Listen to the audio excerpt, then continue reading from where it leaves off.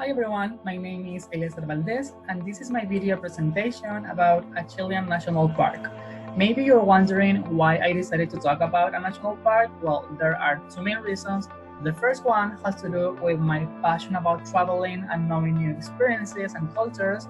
And the second one is because I actually went to a national park last summer, which was Torres Paine National Park. First of all, I would like to explain you a little bit what a national park is. Well, there are extensive areas in which a variety of ecosystems can exist. The main feature of this is that these ecosystems are not affected by human action because of their well-preservation. Torres del Paine was founded in 1959. After that, in 1973, the National Corporation of Forests, or CONAF in Spanish, started to administrate this area. After that, in 1978, the UNESCO stated this park as the World Biosphere Reserve. And in 2013, the Torres del Paine National Park was qualified as the 8th wonder of the world. So can you imagine how beautiful this park is to be considered a wonder of the world? Where is Torres del Paine? Torres del Paine lies between the Andes Mountain and the Patagonian Steppes. It is located 70 miles north of Puerto Natales and almost 200 miles north of Punta Arenas. So if you can notice, Puerto Natales becomes the nearest town to Torres del Paine. Well, there are many attractive places to visit inside this park, but because of the time, I'm going to show you the principal ones. In first place, we have the Madres Cape, which is a natural monument with great paleontological interest.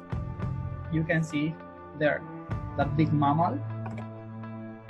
Also, you can find lakes, glaciers, and waterfalls. For instance, this is the Great Lake, the Great Glacier, which tumbles into the Great Lake.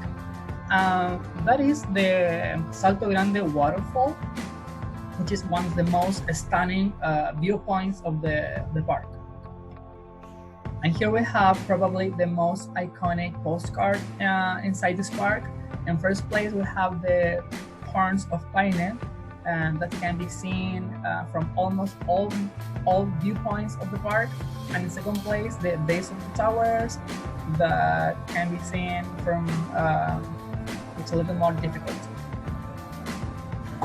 There are three main ways to visit this park. In first place, we have the so-called W trekking trail. This trekking runs around the principal attractive places, and it lasts between 4 and 7 days. The second one is the so-called O trekking trail.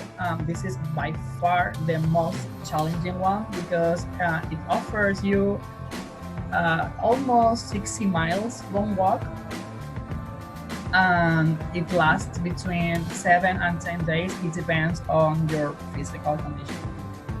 And Interruption is by taking an organized guided tour that can be booked in Puerto Natales or Punta Arenas for full day or more days if you want to. This is a very good option if you don't want to walk 60 miles. Things to bear in mind.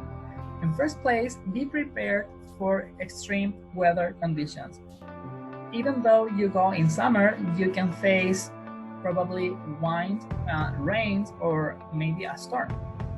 In second place, all visitors must sign and pay the registration form. It's a little bit expensive, even though if you are foreign, but you have to pay. And in third place, please, if you're going to take the so-called W or O trekking trail, check your health conditions and physical condition first. Another thing to have in consideration is to not make fires inside this park. Torres del Paine National Park has suffered 3 detrimental fires through the last decades. The first one was in 1985 when a Japanese tourist started a fire burning 150 square kilometers. The second one was in 2005 when a Czech backpacker started an accidental fire burning 155 square kilometers. After that, this Czech government donated $1 million to reforestation. And the third one was in 2011. In this case, Israeli tourists started a fire burning 176 square kilometers. After that, the Israeli government sent trees to reforestation and experts to investigate the area. To sum up, there are many attractive places to visit inside this national park, so I strongly recommend visiting and going. As a piece of advice, I would recommend taking your own food because eating inside this park it's expensive. So if you take your snacks, it could be perfect. Obviously, as I said you before, if you don't have time enough or maybe the appropriate physical conditions to do a trekking, booking a guided tour, a full day, it would be a perfect option to visit this park.